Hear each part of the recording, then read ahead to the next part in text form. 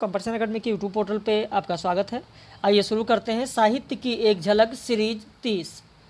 ये 30वीं सीरीज है। अल्टरनेट ये सीरीज चल रही है, बिल्कुल फ्री है, इसके लिए कोई चार्ज नहीं लग रहा है। अगर आप नए हैं तो चैनल को सब्सक्राइब कर लीजिए, और आपको भी अगर यह PDF चाहिए तो आप हमारे इस दिए गए नंबर पर, यहाँ पर नंबर लिखा हुआ है, इस पर आप साहित्य की एक झलक लिखकर भेज दें, आपको भी यह PDF उपलब्ध करा दी जाएगी व्हाट्सएप पर। और हमारे यहाँ नया बैच इस समय UPSC के लिए चल रहा है, और इकाई 2 जो आप में दिया गया हिंदी साहित्य का इतिहास, वह 1 अगस्त से शुरू होने जा रहा है। वहाँ से आपको नया बैच मिल जाएगा 1 अगस्त से। उसके लिए यह है कि प्रारंभ में जब भी नए बैच के लिए कहा जाता है तो कोई ना कोई छूट ज़रूर रहती है शुल्क में। तो यदि आप भी जुड़ना चाहते हैं तो हमारे इस नंबर पर फ़ोन करके, व्हाट्सएप करके फ़ीस और सारी जानकारी ले सकते हैं। तो चलिए शुरू करते हैं आज की इस सीरीज को। व्हाट्सएप पर जिन लोगों को सीरीज मिल चुका है, सुबह 10 बजे वो अपना उत्तर लिखकर ज़रूर सम्मिलित कर दिया करें, और जब वीडियो मिले तो उससे अपने प्रश्नों का उत्तर का मिलान जरूर कर लिया करें। तो चलिए शुरू करते हैं। निम्न में से कहाँ की लिपि नंदी नागरी नाम से प्रसिद्ध है? आपका उत्तर हो जाएगा डी, दक्षिण भारत। देखिए, जब लिपि की बात होती है, लिपि जो मैंने आप लोगों को पढ़ाया है, तो भारत में प्राचीन समय में 3 लिपियाँ थीं। सिंधु घाटी लिपि थी, खरोष्ठी लिपि थी, ब्राह्मी लिपि थी। इन तीनों में से जो ब्राह्मी लिपि थी, ब्राह्मी लिपि जो गुप्त काल की लिपि थी, ब्राह्मी लिपि जो गुप्त काल की लिपि थी, आप देखेंगे दो भागों में विभाजित हो गई आगे चलकर। एक दक्षिणी शैली और दूसरी उत्तरी शैली। उत्तरी शैली से ही आप देखेंगे कि देवनागरी लिपि का विकास हुआ, और जो दक्षिणी शैली थी उससे आप देखेंगे कि तेलुगु, कन्नड़, तमिल, इन लिपियों का विकास हुआ। तो जो दक्षिणी शैली थी, उसी शैली को आप देखेंगे कि नंदी नागरी कहा गया है। दक्षिण भारत की जो शैली थी उसी को नंदी नागरी कहा गया, जबकि उत्तरी भारत में आप देखेंगे कि देवनागरी लिपि है। भाई, उत्तरी शैली से पहले गुप्त लिपि का विकास हुआ, फिर सिद्ध मातृका लिपि हुई, फिर कुटिल लिपि हुई। कुटिल लिपि के 2 भाग हुए, देवनागरी लिपि फिर शारदा लिपि। तो सिद्ध मातृका लिपि को डॉक्टर बुलर ने न्यून कोणीय लिपि कहा है। तो ये बहुत सारी चीज़ है लिपि के बारे में जो मैंने आप सभी लोगों को बताया भी है, और एक एक तथ्य आप लोगों को कराए गए हैं। अभी अनुस्वार और विसर्ग के लिए शायद विनीत ने पूछा था, उसको भी मैंने समझा ही दिया था। वैसे अनुस्वार के प्रयोग को लेकर श्याम सुंदर दास ने क्या कहा है वो भी आप जरूर ध्यान रखें। श्याम सुंदर दास ने यह कहा कि अनुस्वार का प्रयोग करना चाहिए। अनुस्वार का सुझाव अगर हम बात करें तो किन्होंने दिया है? श्याम सुंदर दास ने ही दिया है। उन्होंने कहा कि ऐसा करने से उच्चारण तो समान रहेगा, उच्चारण में कोई समस्या नहीं आएगी, लेकिन लिपि सरल हो जाएगी। यानी लिपि में अनुस्वार का सुझाव किसने दिया है? तो श्याम सुंदर दास ने दिया है। तो इस तरीके का भी प्रश्न पूछा जा सकता है अनुस्वार से। दूसरा प्रश्न है, वर्णमाला में ता वर्ण की विशेषता क्या है? तो ता आपका अल्प प्राण भी है, अघोष भी है और स्पर्श व्यंजन भी है। उत्तर हो जाएगा डी, 1, 2, 3। गुणाढ्य की रचना वृहत कथा मुख्य रूप से किस भाषा में है? मागधी, अर्धमागधी, चूलिका पैसाची, अपभ्रंश। तो आपका उत्तर हो जाएगा सी, चूलिका पैसाची में है। कश्मीर के किस भाग की भाषा पैसाची, पैसाची जिसका अर्थ होता है कच्चा मांस खाने वाला, कश्मीर के किस भाग की भाषा पैसाची कहलाती है? उत्तरी कश्मीर, पूर्वी कश्मीर, दक्षिणी कश्मीर, पश्चिमी कश्मीर। तो आपका उत्तर हो जाएगा ए, उत्तरी कश्मीर। चूँकि उत्तरी कश्मीर में ही आप देखेंगे कि वृहद कथा का संस्कृत अनुवाद हुआ था, क्षेमेंद्र और सोमदेव ने किया था, और तभी से आप देखेंगे कि उत्तरी कश्मीर की जो भाषा है वो बताई गई कि पैसाची है। जबकि कुछ आलोचकों का यह भी मानना है कि जो पैसाची है वो पश्चिमी उत्तर प्रदेश में भी कुछ पाई जाती है, कुछ राजपुताना में पाई जाती है, कुछ मध्य भारत में भी पाई जाती है, लेकिन मुख्य रूप से उत्तरी कश्मीर है। अगला प्रश्न देखें, संस्कृत साहित्य का इतिहास रचना किसकी है? संस्कृत साहित्य यहाँ पर आपका उत्तर हो जाएगा सी, डॉक्टर कीथ। अब कुछ लोग कहते हैं कभी कभी आता है कमेंट ऐसा, सर इसका क्या प्रमाण है, कहाँ पर लिखा है, कैसे हम मान लें। भाई विश्वास पर ही दुनिया, अगर आपको लग रहा है कि सही प्रमाण दिया गया है, प्रमाण के साथ पढ़ाया जाता है, तो विश्वास रखिए। नहीं विश्वास है तो उसका तो कोई इलाज ही नहीं। भाई धीरेन्द्र, अभी तक जो प्रश्न आपने देखा है 1 2 3 4, ये सब धीरेन्द्र वर्मा की जो किताब है हिंदी भाषा का इतिहास, अगर आपने नहीं पढ़ा है तो पढ़ लीजिए, वहाँ पर मिल जाएगा। हिंदी भाषा और साहित्य जो श्याम सुंदर दास की किताब है, अगर आप श्याम सुंदर दास की किताब पढ़ेंगे तो आपको वहाँ पर यह भी प्रश्न मिल जाएगा, यह भी प्रश्न मिल जाएगा। अगर धीरेन्द्र वर्मा की आप किताब पढ़ेंगे तो वहाँ पर आपको ये मिल जाएगा, डॉक्टर कीथ। तो एक एक चीज़ तथ्य के साथ कराया जाता है, किसी गाइड से नहीं। हिंदी, उर्दू, हिंदुस्तानी तीनों ही खड़ी बोली के रूपांतर मात्र हैं। कथन किसका है? तो आपका उत्तर हो जाएगा यहाँ पर, यह कथन है श्याम सुंदर दास का। निम्न में से कौन सी बोली पंजाबी, राजस्थानी और खड़ी बोली तीनों की खिचड़ी है? आपका उत्तर हो जाएगा ए, बांगरू। भारतीयों ने सामी लिपि के आधार पर 500 ईसा पूर्व के लगभग ब्राह्मी लिपि बनाई, यह कथन किसका है? यह कथन किसका है? प्रश्न संख्या 8 देखें। आपका उत्तर हो जाएगा, क्या होगा? बुलर होगा। बुलर ने कहा है कि भारतीयों ने सामी लिपि के आधार पर 500 ईसा पूर्व लगभग ब्राह्मी लिपि का निर्माण किया था या बनाया था। ऐसे लिपि की जब बात आती है तो आप देखेंगे कि कनिंघम ने कहा है कि आर्यों ने किसी प्राचीन चित्रलिपि के आधार पर ब्राह्मी लिपि बनाई है। एडमंड थॉमस का नाम आपने सुना होगा, उन्होंने कहा कि ब्राह्मी लिपि का निर्माण द्रविड़ों ने किया था। जबकि ब्राह्मी लिपि के कई आप देखेंगे तो कई साक्ष्य मिले हैं। एक किताब का नाम है नित्य शोण विकारणों। नित्य शोण विकारणों के भाष्य सेतुबंध में भास्करानंद ने ब्राह्मी का नाम नागर लिपि माना है। अगर हम राजबली पांडे की बात करें, जो एक प्रमुख लेखक हैं, लिपि के आचार्य कहे जाते हैं, लिपि के आचार्य हैं राजबली पांडे, उनका मानना है कि ब्राह्मी का आविष्कार ब्रह्म या वेद की रक्षा के लिए हुआ था। तो इस तरीके से बहुत सारी चीज़ें आपको मिलेंगी। शिकायतों को दूर करने के लिए दी जाने वाली अर्जी में प्रयोग की जाने वाली भाषा का उपबंध किस अनुच्छेद में है? आपका उत्तर हो जाएगा डी, अनुच्छेद 350। भारतीय संविधान के अनुच्छेद 344(2) में राजभाषा आयोग के कितने कर्तव्य बताए गए हैं? तो कुल कर्तव्यों की संख्या 5 बताई गई है। एक एक चीज़ मैंने आप लोगों को समझाया है। कुल कर्तव्यों की संख्या कितनी बताई गई है? तो कुल कर्तव्यों की संख्या ध्यान रखना 5 बताई गई है। 344(2) में कुल कर्तव्यों की संख्या 5 है।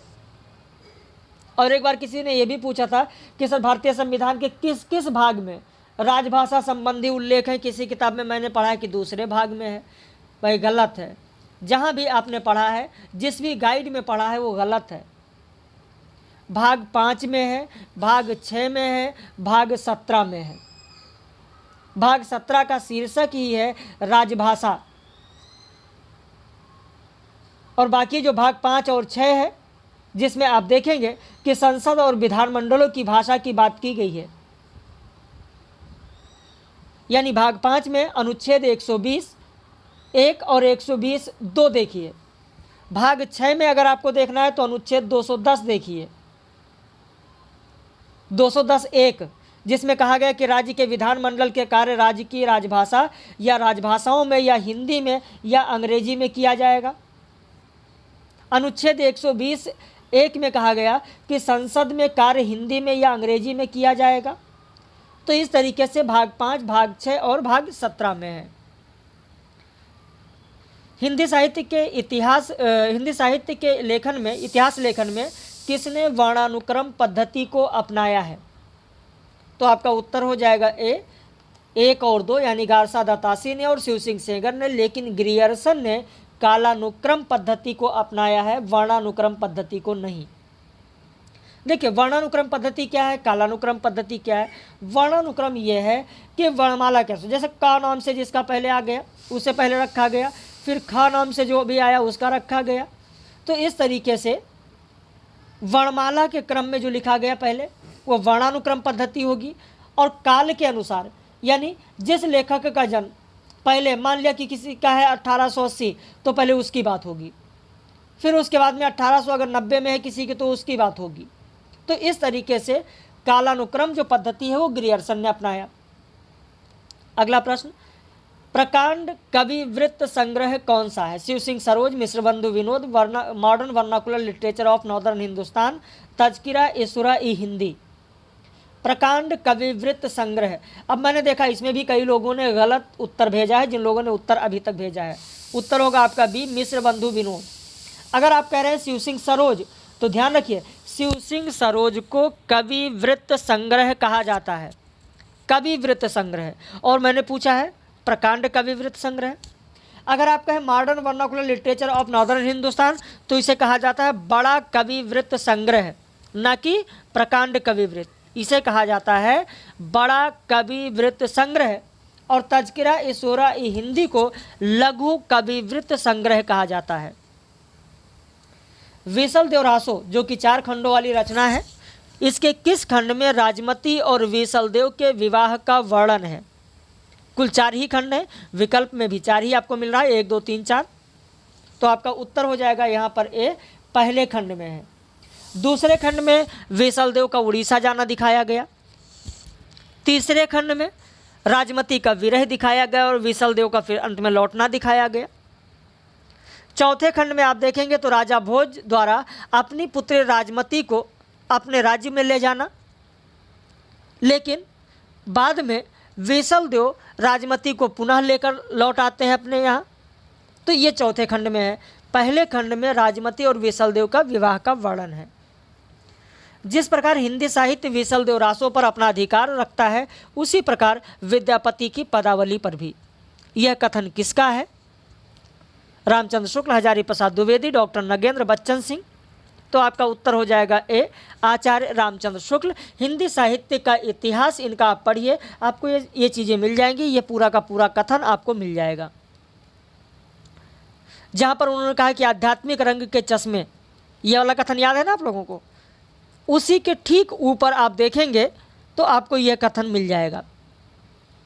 अगला प्रश्न देखें, थावर जंगम कीट पतंगा पूरी रहो हरिराई, उपरोक्त पद किसका है? प्रश्न संख्या 15।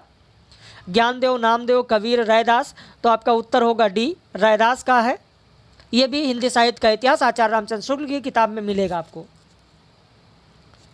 निम्न में से किसने पति पत्नी भाव की उपासना चलाई है? जब राम भक्ति संप्रदाय आप पढ़ेंगे तो आप देखेंगे राम भक्ति में आपको ये मिलेगा और आपका उत्तर होगा बी, रामचरण दास। हिंदी साहित्य का इतिहास जब आचार्य रामचंद्र शुक्ल का आप पढ़ेंगे तो वहाँ पर ये जो भाव दिया गया राम भक्ति शाखा में वो आपको मिल जाएगा।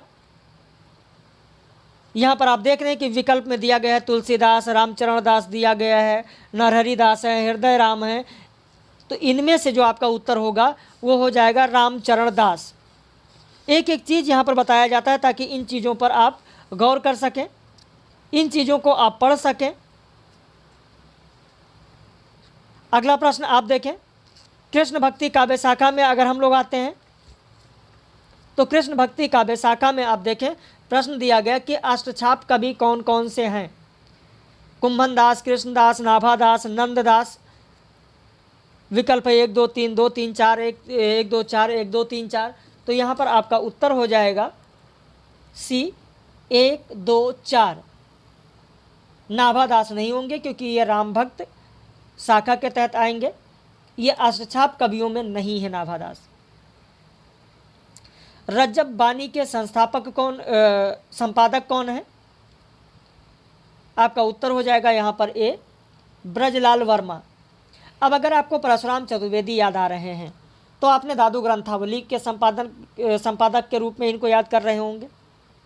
अगर आप जयराम मिश्र आपके मन में आ रहे हैं तो आप नानकवाणी के संपादक के रूप में याद कर रहे होंगे, क्योंकि जयराम मिश्र नानकवाणी का संपादन किया, परशुराम चतुर्वेदी ने दादू ग्रंथावली का संपादन किया। और अगर भगीरथ मिश्र आपके मन में आ रहे हैं तो ये इन्होंने नामदेव की पदावली का संपादन किया है। केशवदास को किसने क्या कहा का सत्य जोड़ा कौन सा है? प्राकृत कवि तुलसीदास, कठिन काव्य का प्रेत रामचंद्र शुक्ल, कोर्ट का कवि विजयपाल सिंह। विकल्प है 1 2 2 3 1 3 1 2 3। तो यहाँ पर आपका उत्तर हो जाएगा डी 1 2 3। अब आप कहेंगे सर तुलसीदास और केशवदास, तुलसीदास ने कब कहा है, ये तो छोटे हैं। देखिए दोनों लगभग समानांतर दोनों का चल रहा है, समय जो दिया गया है वो आप देखें दोनों का लगभग समानांतर समय है। और तुलसीदास ने कहा है, अगर आपने रामचंद्र शुक्ल की किताब नहीं पढ़ी हिंदी साहित्य का इतिहास तो आप पढ़ लीजिए, वहाँ पर आपको ये मिल जाएगा। शाह सिकंदर जल में बोरे बहुर अग्नि पर जारे, मैं मत हाथी आन झुकाए सिंह रूप दिखराए। उपरोक्त पद किसका है? कबीर, रज्जब, धर्मदास, सुंदरदास। तो यहाँ पर आपका उत्तर हो जाएगा सी, धर्मदास ने कहा है। 20 का उत्तर हो जाएगा आपका सी, धर्मदास। ये भी हिंदी साहित्य का इतिहास आचार्य रामचंद्र शुक्ल की किताब में आपको मिलेगा। कलम को दर्द कहने दो रचना किसकी है? कर्मशील भारती, जयप्रकाश करदम, डॉक्टर धनवीर, गोपाल प्रसाद। आपका उत्तर हो जाएगा एक, कर्मशील भारती। कर्मशील भारती, कलम को दर्द कहने दो कर्मशील भारती की रचना है। प्रकाशन वर्ष के अनुसार असत्य विकल्प कौन सा है? यहाँ पर मैंने 16 रचनाएं दे दी हैं और इन 16 में से आप देख लेना, परीक्षा में अक्सर इनमें से एक न एक रचना पूछी जाती है और मैंने पूछा इनमें से गलत कौन सा है, इनमें से गलत कौन सा है, असत्य कौन सा है, ये आप लोगों से पूछा गया है। इनमें से असत्य कौन सा है, जिसमें प्रिय प्रवास है, वैदेही वनवास इसी में दिया गया है, लोकायतन दिया गया है, सत्यकाम दिया गया है, ये सारी रचनाएं इसमें दी गई हैं। इन रचनाओं पर गौर करिए और इन रचनाओं से अक्सर परीक्षा में प्रश्न पूछा जाता है। यहाँ पर जो गलत विकल्प होगा वो आपका विकल्प होगा डी, इसमें असत्य दिया गया है, बाकी सभी के सभी सत्य हैं। डी असत्य है, बाकी प्रकाशन वर्ष के अनुसार सभी का क्रम सही है। याद रखेंगे क्योंकि इनसे अक्सर परीक्षा में प्रश्न पूछा जाता है, इसीलिए मैंने दिया है ताकि आप लोग इनको कर सकें। भाई प्रिय प्रवास आपको पता ही होगा कि 1914 है, वैदेही वनवास आपको पता होगा 40 में है, लोकायतन जो कि सुमित्रानंदन पंत का है 1964 में है, सत्यकाम भी नाम आपने सुना होगा सुमित्रानंदन पंत का है जो 1975 में है। ऐसे ही कुरुक्षेत्र आपको पता ही होगा कि 1946 में है जो कि दिनकर जी का है। रश्मिरथी 1952 में है। उर्वशी आप देखेंगे 1961 में है और फिर उसके बाद में आत्मजयी है 1965 में कुंवर नारायण का। लेकिन जो विकल्प यहाँ पर गलत दिया गया वो आपका डी विकल्प गलत दिया गया है, बाकी आपके सभी प्रकाशन की दृष्टि से सही हैं। सेज पर संस्कृत उपन्यास किसका है? आपका उत्तर हो जाएगा यहाँ पर ए, मधु कांकरिया का है सेज पर संस्कृत। रेत की मछली उपन्यास किसका है? उत्तर हो जाएगा आपका ए, कांता भारती। नमो अंधकारमय उपन्यास किसका है? नमो अंधकारमय, उत्तर हो जाएगा ए, दूधनाथ सिंह। धरती की तो क्या विसात, आ जाए अगर बैकुंठ हाथ, उसको भी न्यौछावर कर दे कुरपति के चरणों पर धरूं। उपरोक्त पंक्ति किस रचना की है? प्रश्न संख्या 26 देखें। आपका उत्तर हो जाएगा सी, रश्मिरथी की यह पंक्ति है। शासन की बंदूक कविता किस वर्ष की परिस्थिति पर है? आपका उत्तर हो जाएगा डी, 1975 से 1977 के आपातकाल पर व्यंग किया गया है शासन की बंदूक कविता के द्वारा।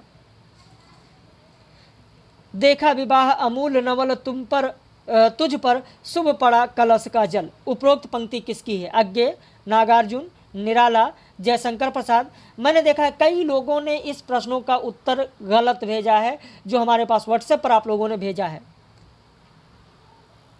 उत्तर हो जाएगा सी, निराला की पंक्ति। अलग से नहीं, जो आपके पाठ्यक्रम में वही चीज़ें पूछी जाती हैं, वही चीज़ें मैंने यहाँ पर आप देखा है, आप देख ही रहे होंगे जितने लोगों ने हल किया है, जितने लोगों ने उत्तर भेजा है, आपके पाठ्यक्रम में जितना दिया गया है उसी से आप देख रहे हैं कि प्रश्न है।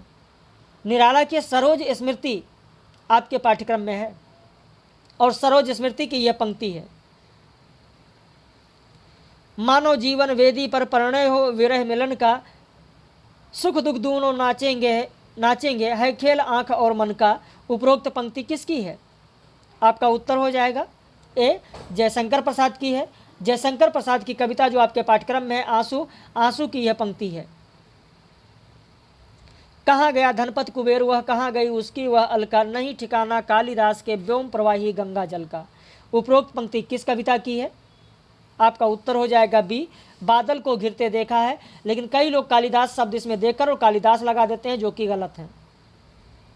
भले ही दोनों कविताएं आपके पाठ्यक्रम में लिखती है, इसका उत्तर आपका बी होगा। धरती धन्ना अपना उपन्यास का पात्र कौन कौन है? ज्ञानो, काली, अमरू, संतराम। विकल्प है 1 2, 1 2 3, 1 2 4, 1 2 3 4। कई लोगों ने यहाँ पर भी उत्तर भेजा है ए, जो कि गलत है। उत्तर होगा डी, 1 2 3 4। ये सभी पात्र धरती धन्ना अपना के हैं। बड़ी खातिर करना सीख गया, तू तो एकदम ही बड़ा और समझदार हो गया लगता है। उपरोक्त कथन आपका बंटी में किसका है? माली, शकुन, अजय, वकील चाचा। तो आपका उत्तर हो जाएगा डी, वकील चाचा कहते हैं बंटी को। जिंदगी नामा उपन्यास के पात्र कौन कौन से हैं? काशी शाह, मोहम्मद दीन, दिलबाग। 1 2 2 3, 1 3, 1 2 3। तो यहाँ पर उत्तर हो जाएगा डी, 1 2 3। 3 के तीनों पात्र जिंदगी नामा उपन्यास के हैं। राग दरबारी में बेला किसकी पुत्री है? मंगलदास, गयादीन, राधेलाल, जोगनाथ। उत्तर हो जाएगा बी, गयादीन की पुत्री है। अगला प्रश्न देखें। तमस उपन्यास में कांग्रेस का कार्यकर्ता कौन है? मैंने कांग्रेस का कार्यकर्ता पूछा है, ध्यान दीजिएगा। तो इसमें कश्मीरी लाल भी है, जर्नैल भी है, शंकर लाल भी है। उत्तर हो जाएगा डी, 1 2 3। तीनों कांग्रेस के कार्यकर्ता हैं। मानस का हंस में तारापति कौन है? तुलसी का पुत्र, तुलसी का साला, तुलसी का मित्र, तुलसी का मामा। तो तारापति तुलसी का पुत्र है मानस का हंस के अनुसार। मानस का हंस में स्वाभाविक पर भी नियंत्रण जरूरी होता है, संयम ही संस्कृति है, व्यवहार रूढ़ बनकर संस्कृति कहलाती है। झूठा सच उपन्यास में उपरोक्त कथन किसका है? महेंद्र नैयर, असद, सोमराज, गिरधारी लाल। आपका उत्तर हो जाएगा वकील महेंद्र नैयर का कथन है। वकील महेंद्र नैयर का यह कथन है। बाणभट्ट की आत्मकथा में निम्न कथन किसका है? दुनिया केवल प्रस्तर प्रतिमाओं पर जान देती है। निपुणिका कहती है, सुचरिता कहती है, चारुस्मिता कहती है, या महामाया। तो आपका उत्तर हो जाएगा यहाँ पर सी, चारुस्मिता का यह कथन है। शेखर एक जीवनी में शेखर की प्रेरक मूर्ति और गुरु कौन है? तो शेखर की बहन सरस्वती है। आज संसार का शासन सूत्र बैंकरों के हाथ में है, सरकार उनके हाथ का खिलौना है। उपरोक्त कथन गोदान उपन्यास में किसका है? गोबर, मेहता, खन्ना, झिंगुरी सिंह। तो आपका उत्तर हो जाएगा बी, मेहता का कथन है। यह कथन किसका है? तो मेहता का है। तो इस तरीके के जो प्रश्न पूछे जाते हैं उन पर आप लोग जरूर ध्यान दें। और अक्सर आप देखेंगे कि यहाँ से प्रश्न रहता ही रहता है। कुछ लोग कहते हैं सर कथन से बहुत कम आता है या कथन से नहीं आएगा।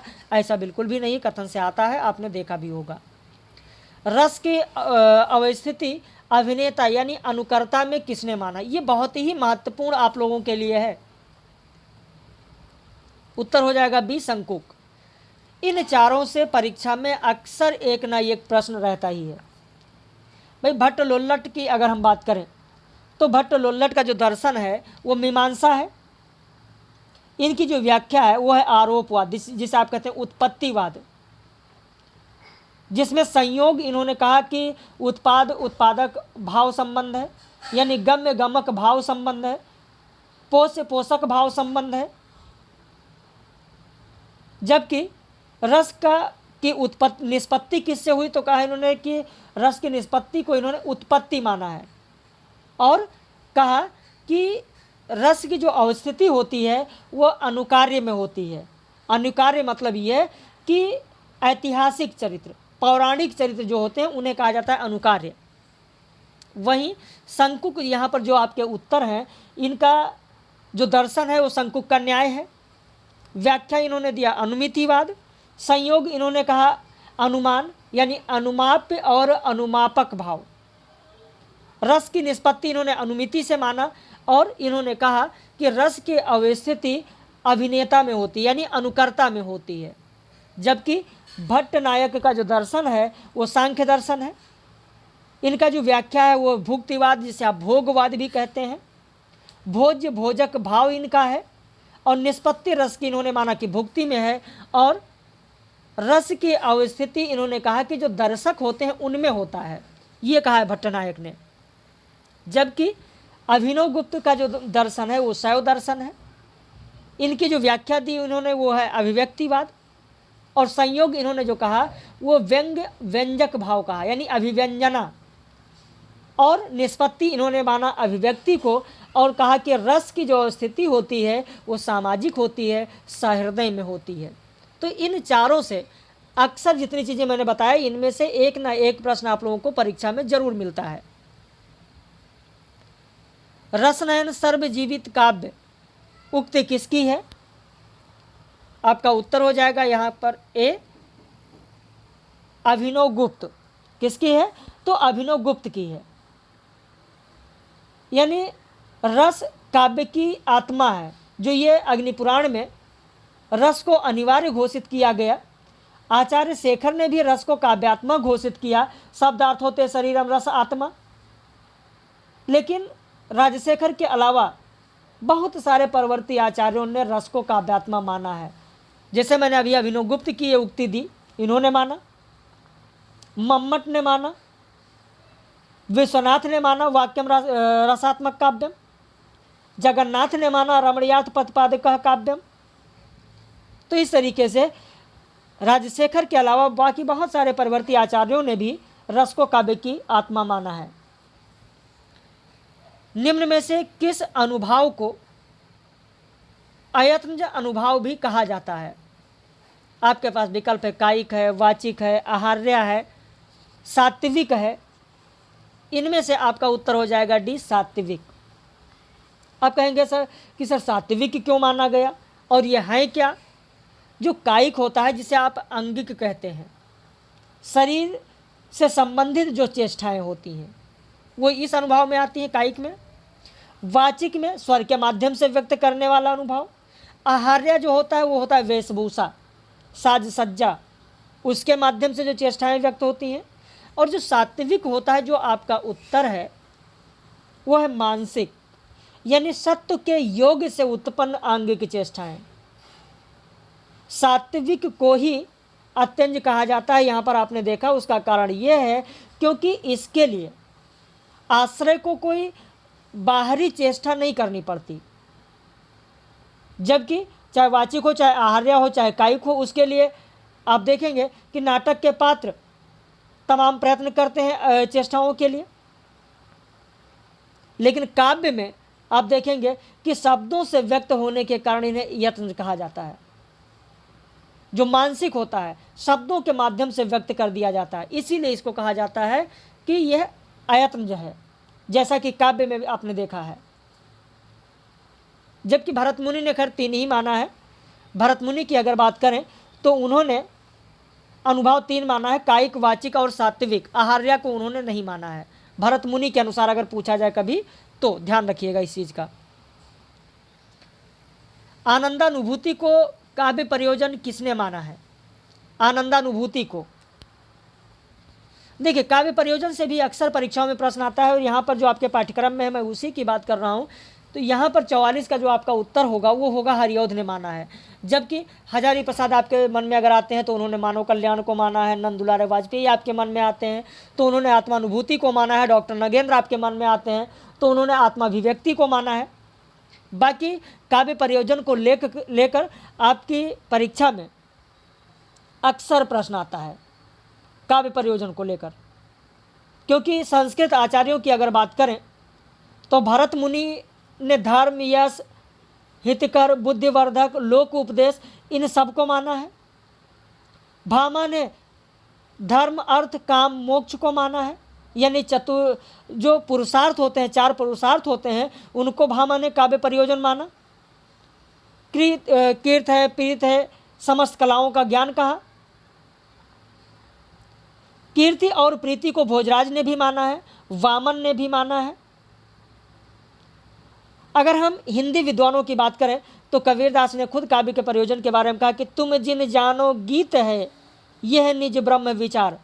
जिसे तुम गीत कहते हो ये कोई गीत नहीं, ये ब्रह्म विचार है। यह काव्य प्रयोजन के बारे में कहा। कबीरदास की पंक्ति अगर वहाँ से अर्थ लें तो उन्होंने ब्रह्म विचार कहा। वहीं अगर हम इनकी बात करें भिखारी दास की तो उन्होंने काव्य प्रयोजन के बारे में भी कहा है कि एक लहै तप पुंज है के फल ज्यों तुलसी अरुसूर गोसाई, एक लहै बहुसंपत्ति के सो भूषण जो बरबीर बड़ाई।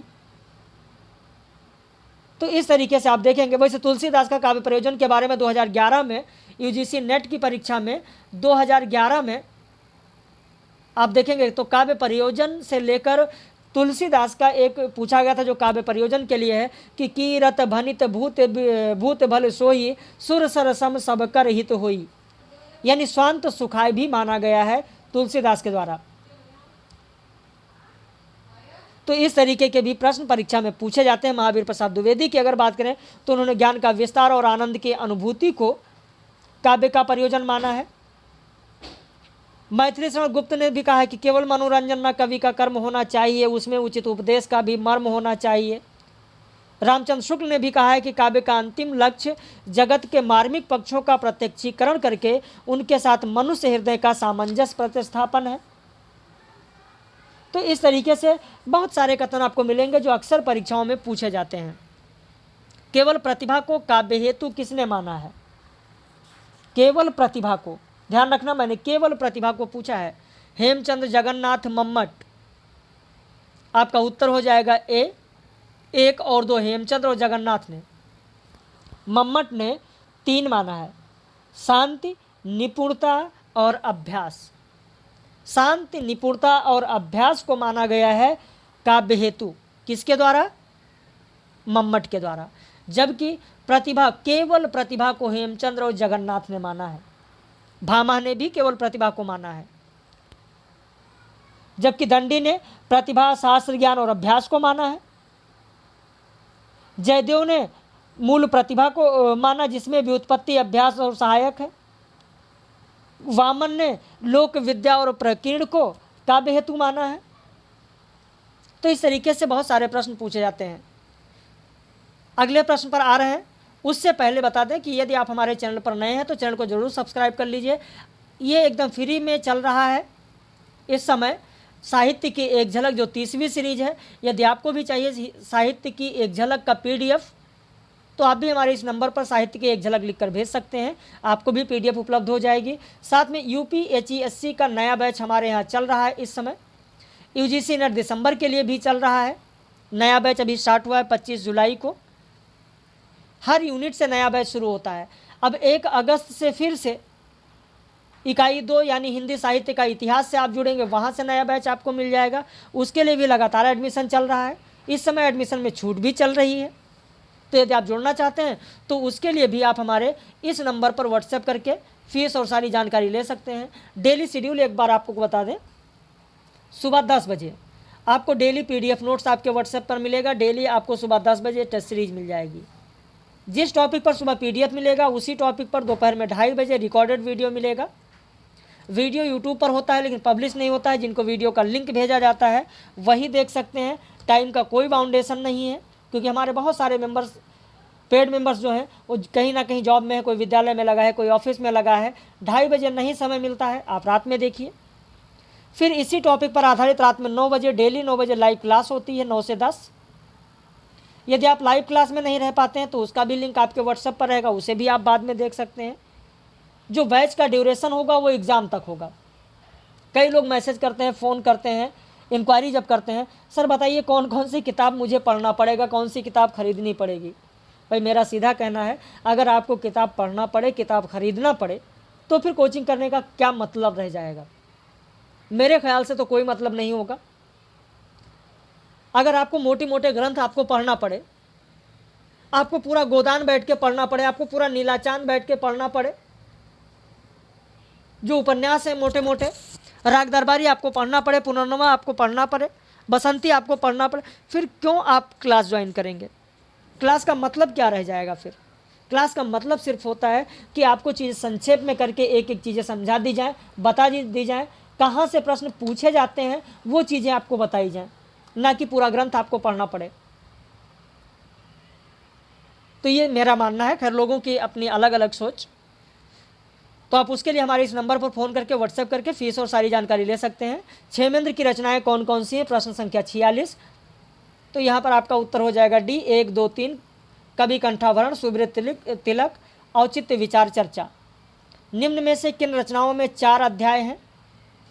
काव्यादर्श, ध्वन्यालोक, वक्रोक्त जीवितम। उत्तर हो जाएगा डी 1, 2, 3। यानी आप काव्यादर्श देखेंगे तो इसमें भी आपको 4 अध्याय मिलेंगे। काव्यादर्श अध्याय मतलब यहाँ पर परिच्छेद दिया गया है। काव्यादर्श जो है वो क्या है, जो यहाँ पर अध्याय कहा गया वो क्या है, अध्याय परिच्छेद है। यानी काव्यादर्श में भी 4 परिच्छेद है, लगभग मैं बता रहा हूँ 650 श्लोक हैं। ऐसे अगर ध्वन्यालोक की आप बात करें तो ध्वन्यालोक में अध्याय को कहा गया है उद्योग कहा गया है, 4 उद्योग हैं। वक्रोक्त जीवितम की अगर बात करें तो इसमें उन्मेष कहा गया है, अध्याय को उन्मेष कहा गया है। लिखना चाहे तो आप लिख लें, अध्याय को वक्रोक्त जीवितम में उन्मेष कहा गया, ध्वन्यालोक में उद्योग कहा गया, काव्यादर्श में परिच्छेद कहा गया, परिच्छेद। तो ध्यान रखिएगा इन चीज़ों को। वैसे अगर कभी पूछा जाए काव्य प्रकाश, तो वहाँ पर ध्यान रखें काव्य प्रकाश में उल्लास कहा जाता है अध्याय को, जिसमें 10 उल्लास है। काव्य प्रकाश में 10 उल्लास हैं। काव्य अलंकार में 6 परिच्छेद हैं। नाट्यशास्त्र को भरत मुनि ने स्वयं पंचम वेद कहा है, जिसमें 36 अध्याय हैं, लगभग 5000 श्लोक है। तो इस तरीके की रचनाओं को जरूर आप लोग ध्यान रखें। साहित्य जीवन की आलोचना है, कथन किसका है। साहित्य जीवन की आलोचना है, प्रेमचंद का कथन है। निम्न में से कौन विचारक इंग्लैंड के हैं। Croce, Coleridge, Wordsworth. विकल्प है 1, 2, 2, 3, 1, 3, 1, 2, 3। तो यहाँ पर आपका उत्तर हो जाएगा बी 2 और 3। क्रोचे नहीं है, क्रोचे इटली के हैं, बाकी कॉलरिज और वर्ड्सवर्थ इंग्लैंड के हैं। निम्न में से किसने कविता में बोलचाल की भाषा का समर्थन किया है। जॉन डॉन ने भी किया है, ड्राइडन ने भी किया है, इलियट ने भी किया है, एजरा पाउंड ने भी किया है। तो 50 का उत्तर हो जाएगा डी 1, 2, 3, 4। तो इस समय जो हिंदी साहित्य के इतिहास से आप जुड़ना चाहें तो उसके लिए बैच प्रारंभ है, फीस में छूट भी है। 1 अगस्त से आपको मिलेगा, यानी सोमवार से 1 अगस्त से आप लोगों को मिलेगा। अगर उसके लिए आप जुड़ना चाहते हैं तो फीस और सारी जानकारी ले सकते हैं। इस नंबर पर मैंने नंबर भी पहले आपको बता दिया, 8052584004। अगर आपको साहित्य की एक झलक चाहिए तो भी हमारे इस नंबर पर आप संपर्क कर सकते हैं। बाकी हम लोग फिर मिलेंगे साहित्य की एक झलक सीरीज 31 में परसों, क्योंकि अल्टरनेट होता है, कल नहीं होगा, अब कल संडे को नहीं होगा, फिर मंडे को होगा। तो हम लोग फिर मिलेंगे। आप लोगों ने वीडियो को देखा, अंत तक बने रहे, बहुत बहुत धन्यवाद इसके लिए।